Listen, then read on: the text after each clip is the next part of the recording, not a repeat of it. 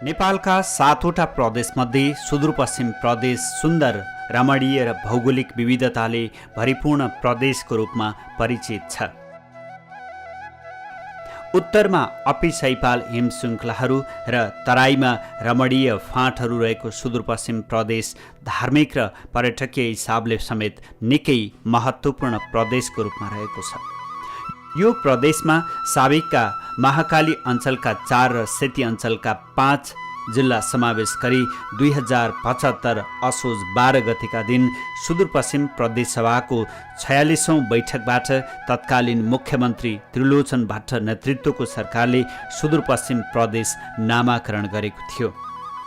हिमाल, पहाड र तराई गरी तीनवटै धरातलीय स्वरूपलाई समेटेको सुदूरपश्चिम प्रदेशको उत्तरमा चीनको सुशासित क्षेत्र तिब्बत, पूर्वमा कर्णाली र लुम्बिनी प्रदेश अनि पश्चिममा भारतको उत्तराखण्ड र दक्षिणमा भारतकै उत्तर प्रदेशसँग सीमा जोडिएको छ।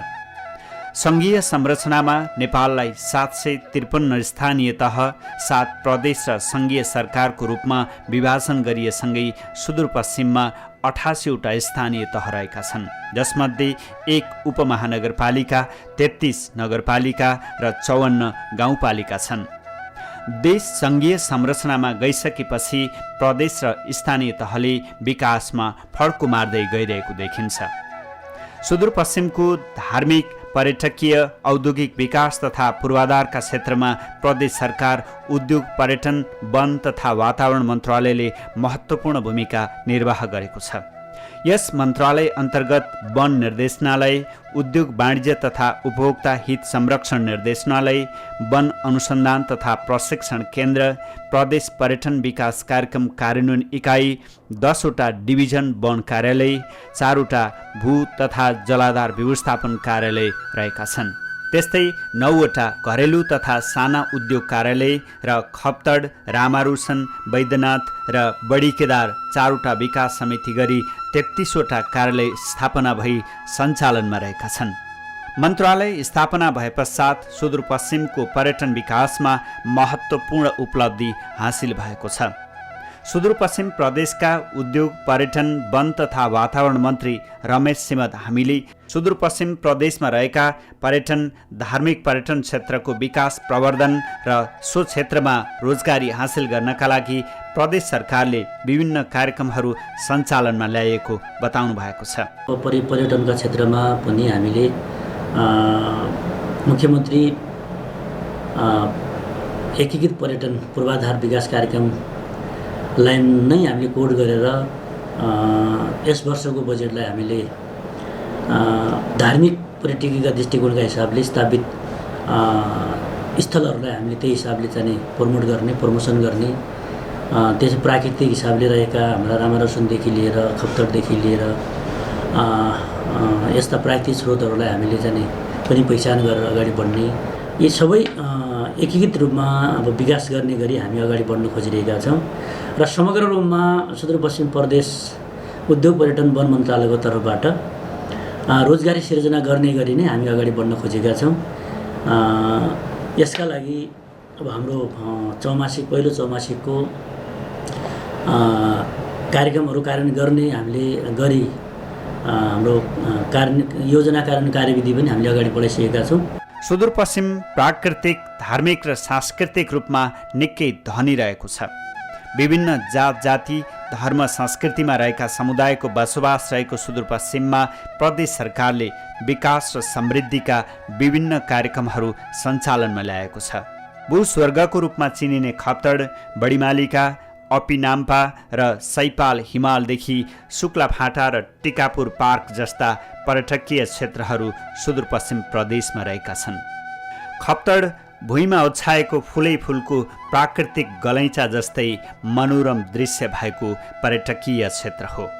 साना साना थुम्कै थुम्का भएका 22 पाटनको हरियाली तथा शान्त र मनोरम दृश्य, जो कोइलाई लाग्छ मेरै लागि ओछ्याइएका हुन् यी प्राकृतिक फुलका गलैँचा। 9 रङका लालीगुराँस, खप्तडमा पाइने जडीबुटी र हरिया घाँसे मैदान, यो सुन्दर दृश्य हो सुदूरपश्चिमको भूस्वर्ग खप्तडको। खप्तड भन्ने बित्तिकै जो कोहीको तस्विरमा देखिएका ठुल्ठुला फाँट, सुन्दर तलाउ, खप्तड स्वामीको कुटी स्मरणमा आउँछ। हो, त्यही भूस्वर्गसँगै धार्मिक, ऐतिहासिक, वातावरणीय, पर्यावरणीय, प्राकृतिक सौन्दर्यता पनि झल्केको छ। छिनमै बर्सात, छिनमै हिउँ, केही बेरमै हावाहुरी त उत्तिखेरै टन्टलापुर घाम खप्तडको मौसमी विशेषता हो। खप्तड बाबाको कुटी छेउमै झैँ लाग्ने दार्चुलाको अपी र बजाङको सैपाल हिमालका साथै डाँफेकोटको भ्यू टावरबाट भारतको नन्दादेवी हिमालदेखि बाजुराको बडीमालिकासम्म देखिन्छन्। डोटी, अछाम, बजाङ र बाजुराको सङ्गमस्थल खप्तडको त्रिवेणीमा अवस्थित त्रिवेणी मन्दिर धार्मिक हिसाबले पनि महत्त्वपूर्ण मानिन्छ। गणेश मन्दिर, नागढुङ्गा, केदारढुङ्गा जस्ता धार्मिक स्थल पनि यहाँ रहेका छन्।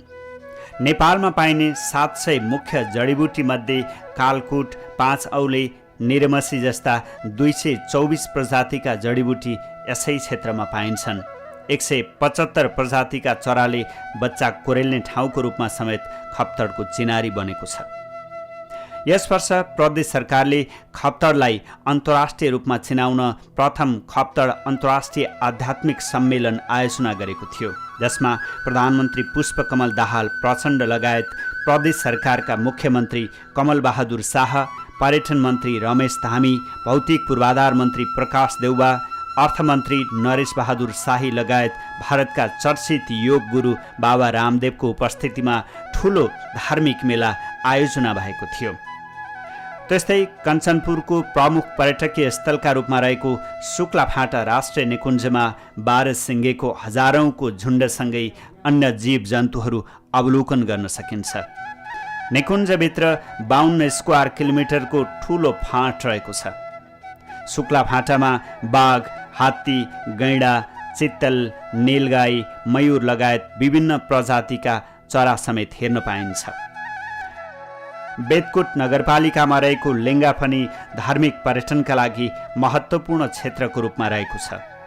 शिवलिङ्गको स्वरूप जस्तै पहाडका डाँडा भएकाले यसलाई लिङ्गा भनिएको हो। मनोकामना पूरा हुने धार्मिक विश्वासका साथ पर्यटकहरू यहाँ पुग्ने गरेका छन्। दुधारा चाँदनी पुल पनि नेपालकै सबैभन्दा लामो झोलुङ्गे पुल हो। यसले महाकाली पारीका 2 ठाउँ दुधारा र चाँदनीलाई जोडेको छ। यहाँ वर्षेनी हजारौँ स्थानीय र बाह्य पर्यटकहरू दुधारा चाँदनी पुलको अवलोकन गर्न आउने गरेका छन्। कञ्चनपुरमा रहेको सिद्धबाबाको मन्दिर पूर्णागिरीको दर्शन गरी आउने भारतीय धार्मिक पर्यटकको प्रमुख रोजाइमा पर्छ। विष्णु मन्दिर र झिलमिलिया ताल, भम्केनी धाम लगायतका धार्मिक पर्यटकीय क्षेत्र कञ्चनपुरमा रहेका छन्। एक खम्बामा अडिएको सुदूरपश्चिमलाई काठमाडौँ तथा तराईका अन्य जिल्लासँग जोड्ने आकर्षित पुल हो कर्णाली। हो, त्यही पुल अवलोकन गर्न आन्तरिक तथा बाह्य पर्यटकको घुइँचो लाग्ने गरेको छ। टिकापुर पार्क पश्चिम नेपालकै सानको रूपमा परिचित छ। क्षेत्रफलका हिसाबले करिब 500 बिघा जमिनमा फैलिएको पार्कमा 80 प्रकारका गुलाबका फूलहरू फुल्छन्। यो पार्क प्रेमालापका लागि अति महत्त्वपूर्ण मानिन्छ। विक्रम सम्वत 2024 सालमा तत्कालीन राजा महेन्द्र शुक्लाफाँटा वन्यजन्तु आरक्षणमा शिकार गरेर फर्किए लगत्तै टिकापुरमा महेन्द्र आरोग्य गृह बनाई 1 महिना बसेका थिए। शिकार खेल्ने क्रममा बाघको आक्रमणबाट सातो गएपछि उनलाई आरामका लागि टिकापुर पार्कमा राखिएको थियो भन्ने भनाइरहेको छ। अछामको रामारोसन पनि महत्त्वपूर्ण पर्यटकीय क्षेत्र हो। 12 बण्ड 18 खण्डका नामले चिनिने यो क्षेत्रमा रहेका 12वटा ताल र 18वटा ठुला ठुला चौरले पर्यटकको मन लोभ्याउँछ। प्राकृतिक दृष्टिकोणले अत्यन्तै रमणीय स्थल रामारोसनमा 12 प्रकारका राष्ट्रिय फूल लाली गुराँस फुल्दछन्। यस्तै डडेलधुराको अमरगढी किल्ला पनि ऐतिहासिक पर्यटकीय क्षेत्र हो। किल्लाको अवलोकन गर्नका लागि पनि पर्यटकहरूको घुइँचो लाग्ने गरेको छ। बैतडीको पाताल भुमेश्वर, डडेलधुराको अजय मेरुकोट, दार्चुलाको ब्यास हिमाल, सैपाल हिमाल, अपी हिमाल सुदूरपश्चिमका प्रमुख पर्यटकीय गन्तव्य हुन्। कञ्चनपुरको झिलमिला ताल, बेतकोट ताल, डडेलधुराको आली ताल, डोटीको छतिवन ताल पनि यहाँका आकर्षक पर्यटकीय गन्तव्य हुन्। विश्व रामसार सूचीमा सूचीकृत घोडाघोडी ताल एउटा महत्त्वपूर्ण धार्मिक तथा पर्यटकीय क्षेत्र हो। 2563 हेक्टर क्षेत्रफलमा हातको पन्जा आकारमा फैलिएको तालका 19वटा उपतालहरू छन्। करिब 245 प्रजातिका चराचुरुङ्गी, गोही, पानी हाँस, जङ्गली धान लगायत वनस्पति तथा जैविक विविधताले भरिपूर्ण छ घोडाघोडी। अछामको बैद्यनाथ र बाजुराको बडीमालिका पनि यस क्षेत्रका महत्त्वपूर्ण पर्यटकीय स्थल हुन्, जुन सौन्दर्यका हिसाबले मात्रै नभई धार्मिक हिसाबले पनि महत्त्वपूर्ण छन्। बडीमालिकाको सौन्दर्य भनेकै विशाल फाँटहरू हुन्। 12 महिना चिसो र कुहिरो लाग्ने भएकाले यहाँको प्राकृतिक सौन्दर्यता निहाल्न विशेष समयको पर्खाइ गर्नुपर्ने हुन्छ। डडेलधुराको उग्रतारा, घटाल बाबाको मन्दिर, भागेश्वर, जोगबुढा उपत्यकामा रहेको परशुराम मन्दिर, डोटीको शैलेश्वरी, बडीकेदार, सालमोनी, बजाङको तपोवन, ऋषिकुण्ड र सुरमा सरोवर, बैतडीको त्रिपुरा सुन्दरी, निङ्गला सैनी, मेलौली भगवती, दार्चुलाको मालिकार्जुन, लट्टीनाथ, कैलालीको बेहडा बाबा, घोडाघोडी, गोदावरी, शिवपुरी धाम, नैनादेवी मन्दिर सुदूरपश्चिमका प्रमुख धार्मिक पर्यटकीय क्षेत्र हुन्। सुदूरपश्चिम प्रदेश प्राकृतिक र धार्मिक रूपमा मात्र सम्पन्न प्रदेश होइन, कला संस्कृतिका हिसाबले पनि उत्तिकै धनी छ। यहाँ हरेक जिल्लाको आफ्नै मौलिक परम्परा र संस्कृति छ। कैलाली कञ्चनपुरमा बसोबास गर्ने थारू, राणा थारू समुदायको आफ्नै सांस्कृतिक पहिचान बोकेको झुम्रा नाच, सखिया नाच, लट्टहवा नाच, मुङ्ग्राहवा नाच, त्यस्तै राणा थारूको होरी नाच आदि हुन् भने माघी, ऐतबारी र होली यी समुदायका प्रमुख चाडपर्व हुन्। त्यस्तै सुदूरपश्चिमका 7वटा पहाडी जिल्लामा बसोबास गर्ने पहाडी समुदायको गौरा पर्व, बिसु पर्व, होरी, दसैँ मुख्य चाडपर्व हुन् भने देउडा, ढुस्को, धुमारी, चौलो, भुवा, पुतला आदि प्रमुख नाचहरू हुन्।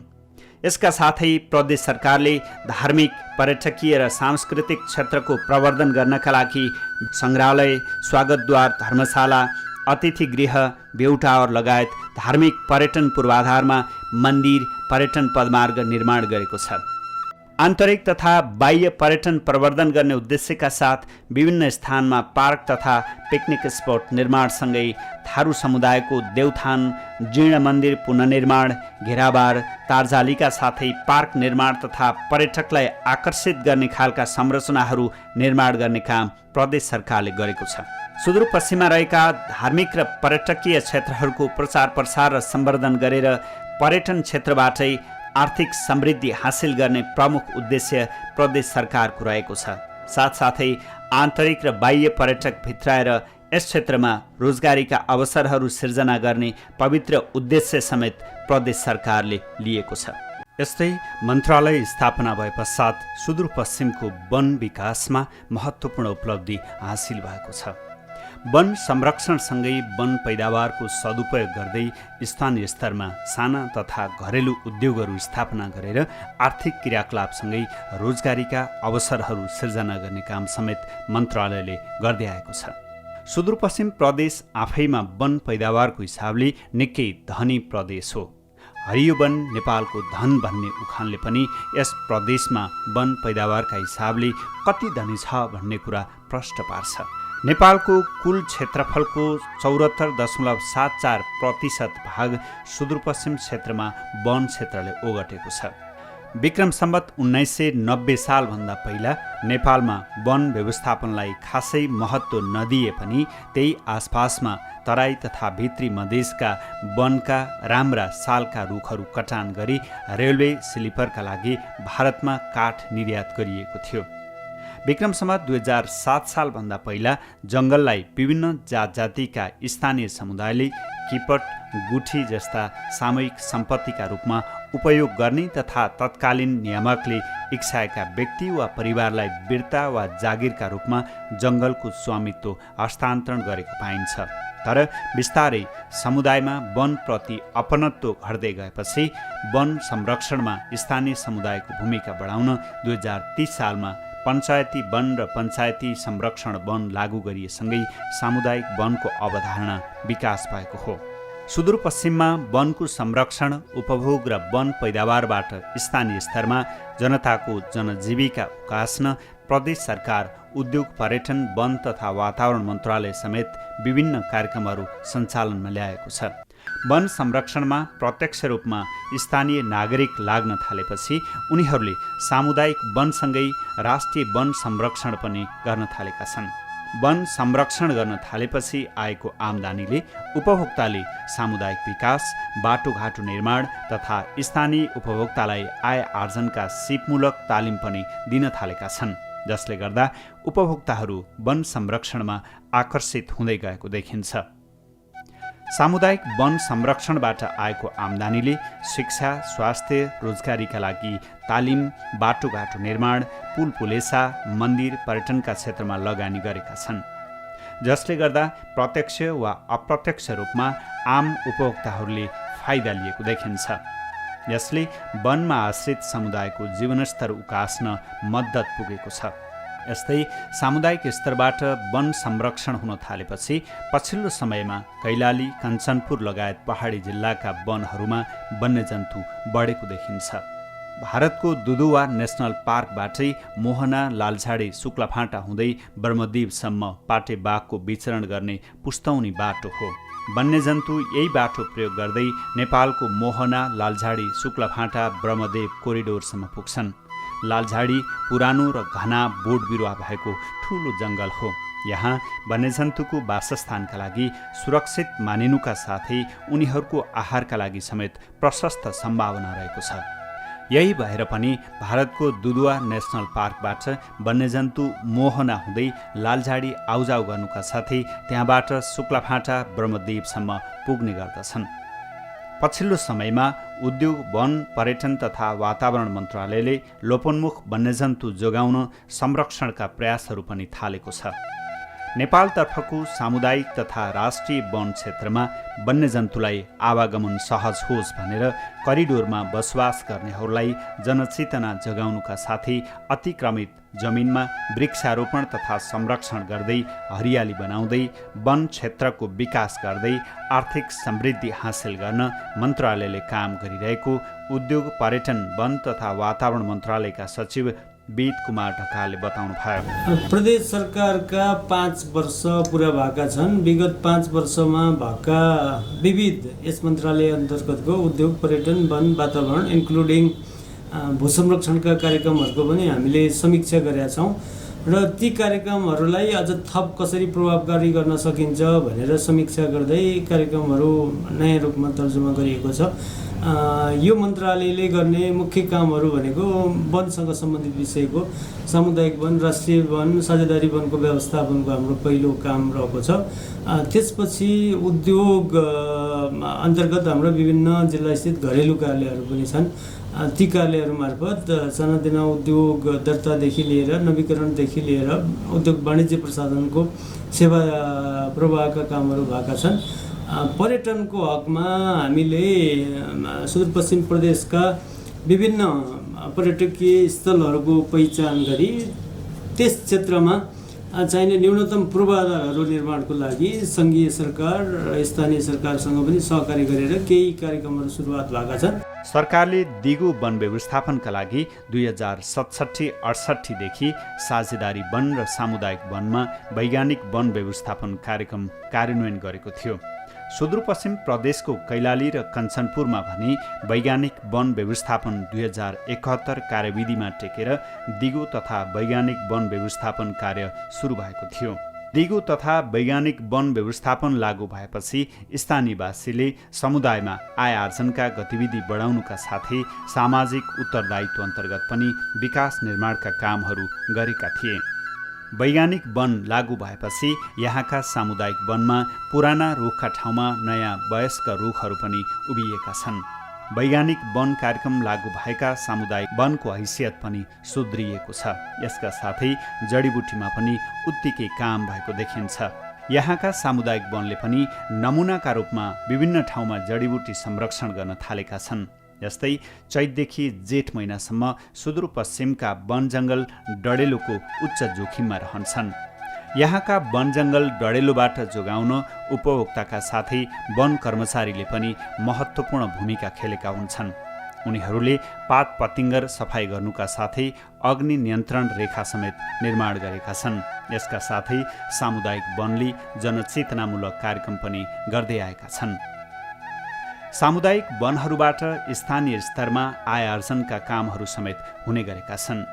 12 वन साझेदारी वन व्यवस्थापन समितिका अध्यक्ष ठक्कर विक्रम साईले यहाँबाट उत्पादन भएको काठ दाउरामध्ये 50% नेपाल सरकारको र 50% उपभोक्तालाई वितरण गर्दै अन्य आय आर्जनका कामहरू पनि भइरहेको बताउनुहुन्छ।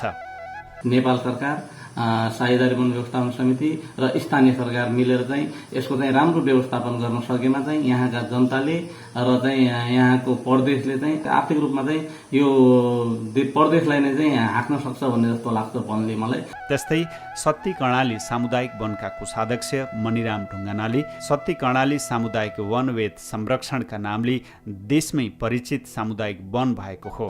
यस वनबाट वेदबाट फर्निचरदेखि श्रृङ्गारका सामानहरू उत्पादन गरेर यहाँबाट आम उपभोक्ताले राम्रो रोजगारी पाइरहेको उहाँको भनाइ छ।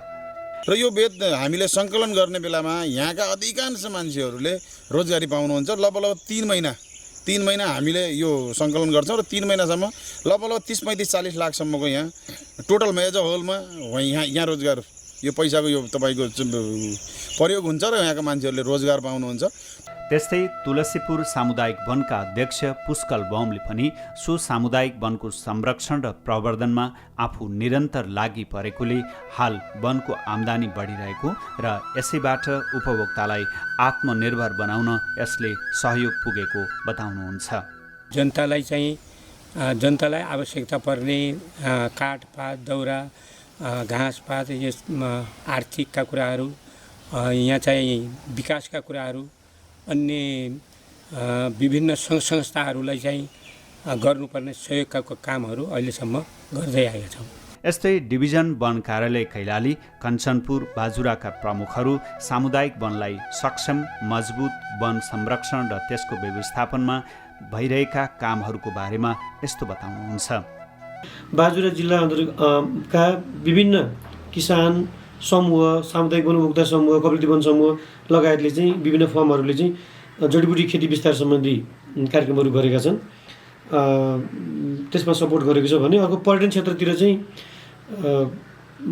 जस्तै बिरे खोला झरनामा प्रदेश सरकारको एउटा उदाहरणीय काम भएको छ। एउटा पर्यटकीय गन्तव्य हो। त्यसै गरेर चाहिँ नजिकैको बडीमाइलीका मन्दिरलाई पनि प्रदेश सरकारको चाहिँ बजेटले त्यसलाई अलिकति सुन्दर बनाउने र त्यहाँ चाहिँ मेला लाग्ने बेला सहज हुने प्राङ्गणहरू बनाएको छ। त्यस्तै भू तथा जलाधार व्यवस्थापन कार्यालयले पनि यहाँको वन तथा जमिन संरक्षणमा सहयोग पुर्याएको छ।